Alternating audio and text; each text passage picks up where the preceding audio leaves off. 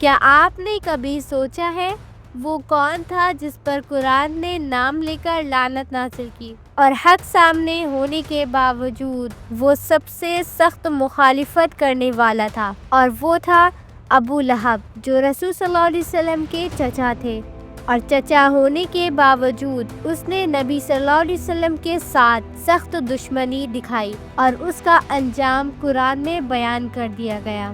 آخر اس کا انجام اتنا خوفناک کیوں لکھا گیا، اور آخر وہ اتنی سخت دشمنی کیوں کرتا تھا؟ بسم اللہ الرحمن الرحیم۔ السلام علیکم ورحمۃ اللہ وبرکاتہ۔ میں ہوں ثانیہ محبوب، اور آپ دیکھ رہے ہیں ثانیہ محبوب اسلامک ہسٹری۔ آج کی اس ویڈیو میں ہم جس عظیم موضوع پر بات کرنے والے ہیں وہ صرف تاریخ کا ایک واقعہ نہیں بلکہ ایمان کو جگہ دینے والی حقیقت ہے۔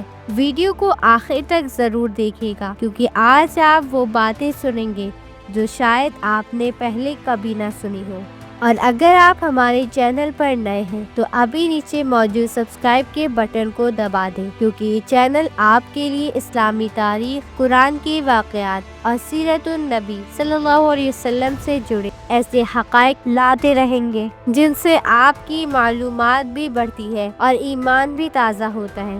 تو آئیے آج کے اس اہم موضوع کا آغاز کرتے ہیں۔ ابو لہب کا اصل نام تھا عبد العزیٰ بن عبد المطلب۔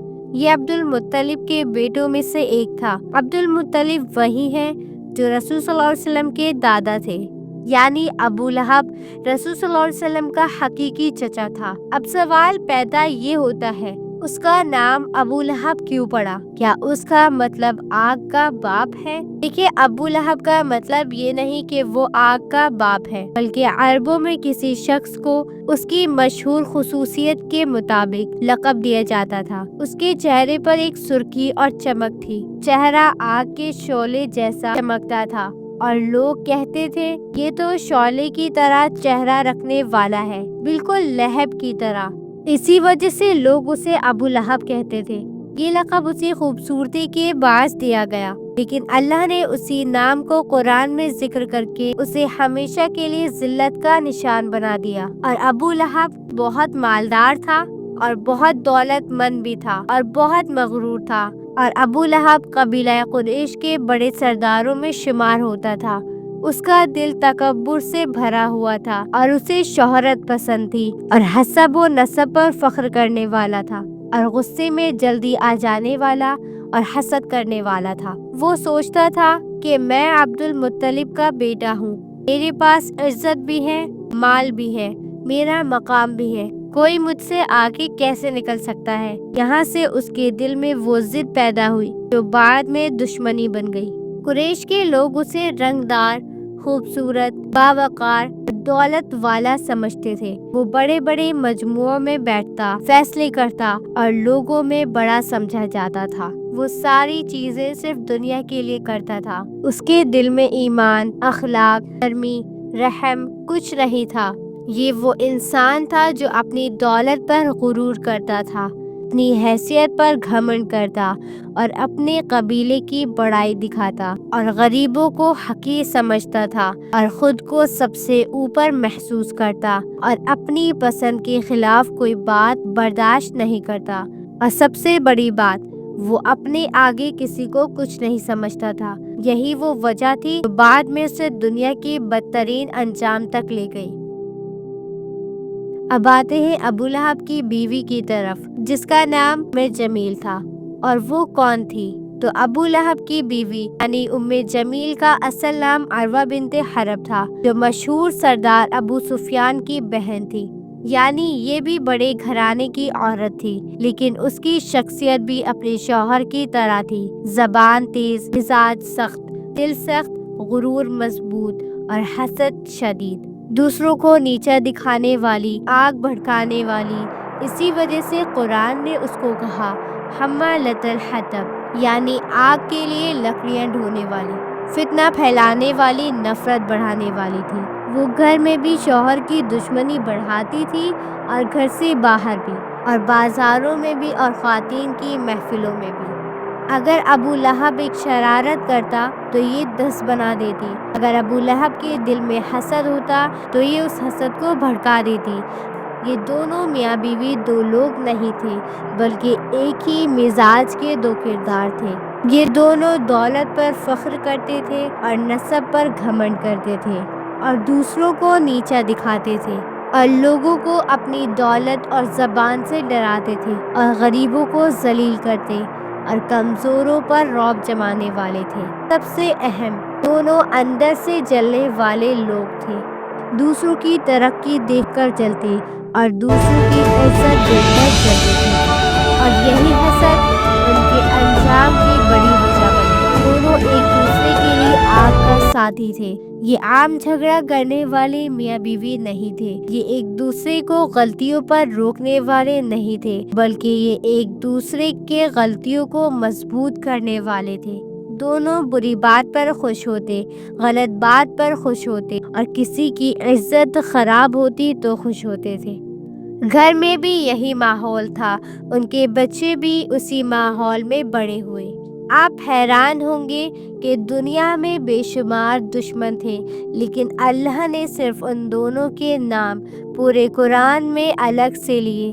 اس کی وجہ یہ نہیں تھی کہ وہ صرف دشمن تھے بلکہ وجہ یہ تھی کہ یہ دشمنی کے مرکز تھے، یہ کردار کے سیاہ ترین نمونے تھے۔ ان کے تکبر، حسد، غرور اور بد اخلاقی سب سے اوپر تھی۔ یہ اپنی دولت پر حد سے زیادہ مغرور تھے۔ یہ نبی صلی اللہ علیہ وسلم کے خلاف بولنے، بھڑکانے اور سازشیں کرنے میں سب سے آگے تھے۔ اسی لیے اللہ نے ان کے لیے پوری سورت نازل کر دی جو قیامت تک پڑھی جاتی رہے گی۔ ایک دن، اور وہ دن جو پورے عرب کی تاریخ بدلنے والا تھا۔ رسول صلی اللہ علیہ وسلم صفا پہاڑی پر کھڑے ہوئے، اور صفا وہ مکہ کے بالکل درمیان میں ہے جہاں لوگ روز گزرتے تھے۔ آپ صلی اللہ علیہ وسلم نے بلند آواز سے پکارا، یا صباحا! یہ عرب میں خطرے یا اہم اعلان کے لیے پکارا جاتا تھا۔ آواز گونجی، لوگ گھروں سے نکلے، بازاروں کا شور تھم گیا۔ مکہ والوں نے سوچا کہ کہیں قافلہ تو نہیں لوٹ لیا گیا، کہیں دشمن نے حملہ تو نہیں کر دیا۔ ہر طرف سے لوگ آئے، صفا کے نیچے جمع ہونے لگے۔ جیسے جیسے لوگ جمع ہوئے، پیچھے ایک آدمی بھی آیا، وہ تھا ابو لہب۔ غصے میں، تکبر میں اور ضد میں ڈوبا ہوا تھا، لیکن آ گیا کہ وہ جانتا تھا کہ محمد صلی اللہ علیہ وسلم جب پکارتے ہیں تو ضرور بہت اہم بات ہوتی ہے۔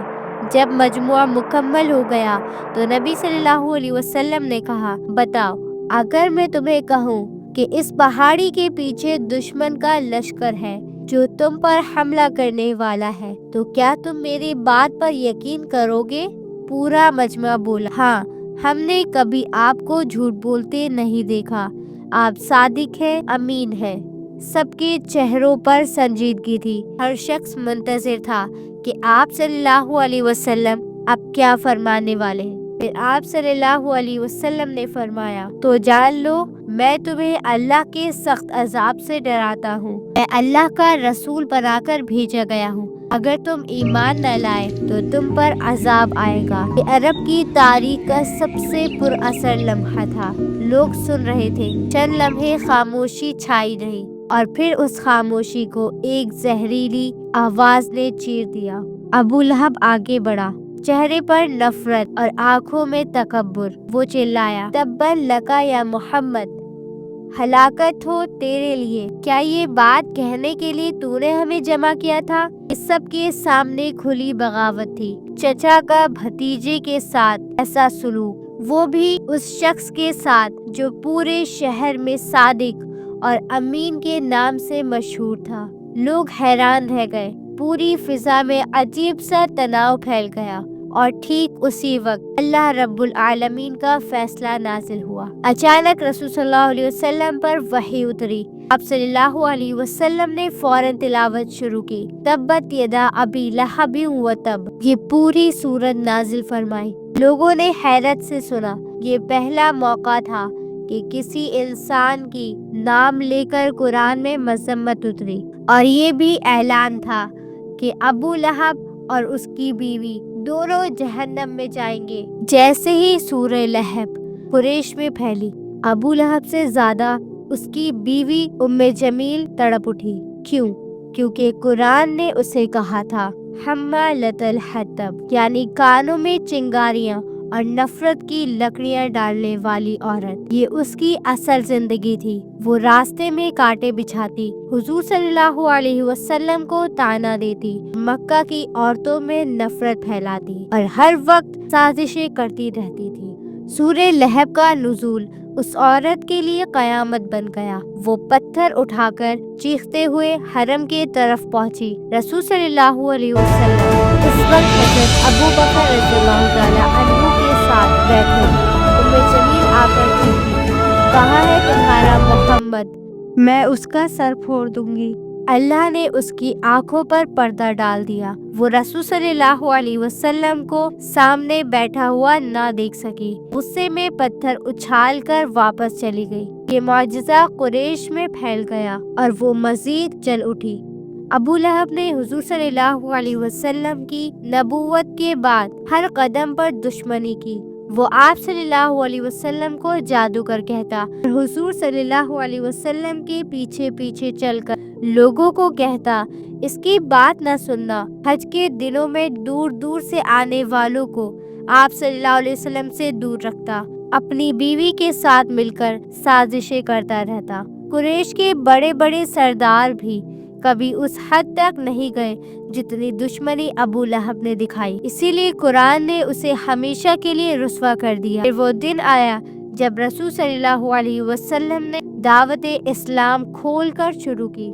मक्का में जुल्म बढ़ने लगा, मुसलमानों पर तशद्दुद होने लगा और उस सब के पीछे अक्सर अबू लहब का हाथ होता। मगर हर जुल्म के साथ इस्लाम फैलता गया। अबू लहब के दिल में हसद और नफरत बढ़ती गई। आखिरकार ग़ज़वा बद्र हुआ। कुरैश बदतरीन शिकस्त खा गए। जब मक्का में खबर पहुंची, सबसे ज्यादा सदमा अबू लहब को हुआ। वो गुस्से से तड़प उठा और उसी जलन में उसे एक अजीब खारिश वाली बदबूदार बीमारी लग गई, ताउन जैसी बीमारी।